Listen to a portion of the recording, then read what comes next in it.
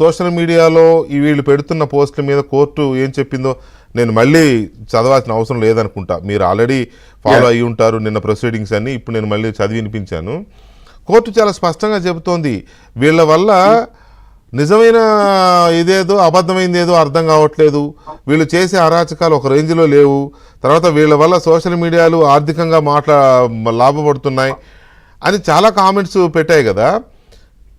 దీన్ని ఎందుకనండి గవర్నమెంట్ మారిన తర్వాత కూడా ఈ అరాచకాలని ఆగడాలని వీళ్ళు ఆపలేకపోవడం గల కారణం ఏంటి?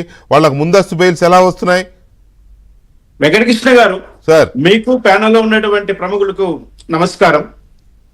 ముఖ్యంగా నిన్న న్యాయస్థానంలో గౌరవ న్యాయమూర్తి గారు ప్రస్తావించినటువంటి అంశాలన్నింటినీ ఒక పక్క పెడితే, మరి ముందస్తు బెయిల్ ఇచ్చి వాళ్ళకు ప్రొటెక్షన్ ఎందుకు ఎక్స్టెండ్ చేస్తున్నారండి?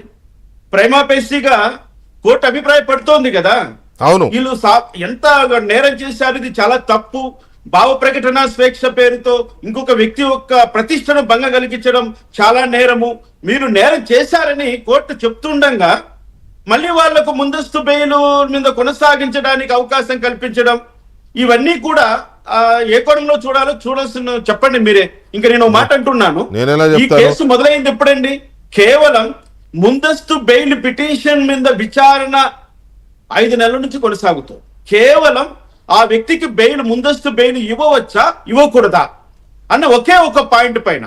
అంటే ఏంటి, బెయిల్ ఎప్పుడు ఇవ్వచ్చు ఎప్పుడు ఇవ్వకూడదు, ఆ కేసులో ఉన్నటువంటి దాని సాంద్రత ఎంత, ఆ కేసు వల్ల సమాజం మీద పడేటువంటి చెడు ప్రభావం ఎంత, ఇటువంటి వ్యక్తులు సమాజాన్ని చేస్తున్నటువంటి చెడు ఎంత, దీన్ని క్యాలిక్యులేటెడ్ మెథడ్ లో ఒక అంచనాకు రావడానికి న్యాయమూర్తికి 5 నెలల సమయం పట్టినప్పుడు ఆ కేసును విచారణ చేసి ఆ కేసులో ఛార్జ్ షీట్ వేసి ఆ కేసులో సాక్ష్యాలను పరిగణలోకి తీసుకొని టెక్నాలజీ ఉపయోగించుకొని, నేను అన్నదానికి ఆశ్చర్యకరమైన అంశం ఏంటంటే, సోషల్ మీడియా వేదికగా అసభ్యకర పోస్టులు కట్టడి చేయాల్సిన అవసరం ఎంతైనా ఉందని హైకోర్టు అభిప్రాయపడింది.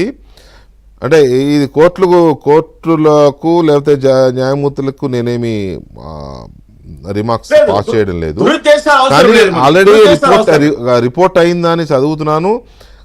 ఆ కాంట్రడిక్షరీ వీటిని నేను కంపేర్ చేస్తున్నాను. అసభ్యకర పోస్టులను నిరోధించకుంటే భవిష్యత్తులో ప్రత్యర్థులపై ప్రతీకారం తీర్చుకునేందుకు సామాజిక మాధ్యమాలు ఓ సాధనంగా మారతాయని కోర్టు వ్యాఖ్యానించింది. డెఫినెట్లీ ఇదే జరుగుతోంది. ఇప్పుడు కోర్టు చెప్పిందే నిజం జరుగుతోంది. సామాజిక మాధ్యమాల్లో పోస్టులు పెట్టే విషయంలో పిటిషనర్లు సజ్జల భార్గవరెడ్డి తదితరులు హద్దులు దాటారనడంలో సందేహం లేదని స్పష్టం చేసింది. అది అక్కడి వరకు బాగుంది, కానీ వీళ్ళ ముందస్తు బెయిల్ పిటిషన్ విచారణ వాయిదాలు పడుతోంది. అప్పటి వరకు వాళ్ళని అరెస్ట్ చేయొద్దు అనేది కూడా వాయిదా పడుతోంది, కంటిన్యూ అవుతోంది. సో ఇది మీరు అడుగుతున్నది ఇదేనా? స్పష్టంగా నేను అడుగుతున్నది అయితే, ఒక్కసారి ఒక్క న్యాయమూర్తి తన ముందు ఉన్నటువంటి కేసు విషయంలో ఒక నిర్ధారణకు వచ్చిన తర్వాత ఆ వ్యక్తి ప్రైమా ఫేసీగా ముందస్తుగా ఏదో ఒక నేరం చేశాడని అభిప్రాయం పడిన తర్వాత ఆ వ్యక్తికి ఎటువంటి ఎసులుబాటు ఇవ్వకూడదు, ఇంకా కల్పించకూడదు.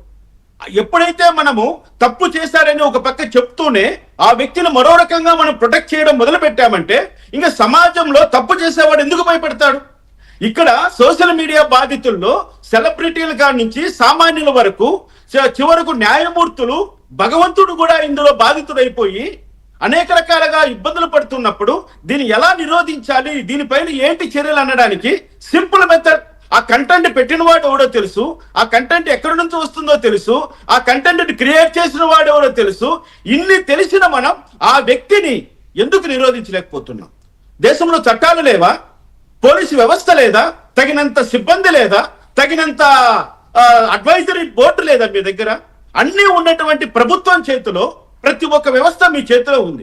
మీరు అనుకుంటే 5 నిమిషాల పని ఏదైనా కంట్రోల్ చేయాలనుకున్నప్పుడు అటువంటి తరుణంలో ప్రభుత్వం మీనమేషాలు లెక్క పెడుతుందా అనాలా, లేకపోతే ఈ నేరాలు చేసిన వారి యొక్క గొప్పతనాలా?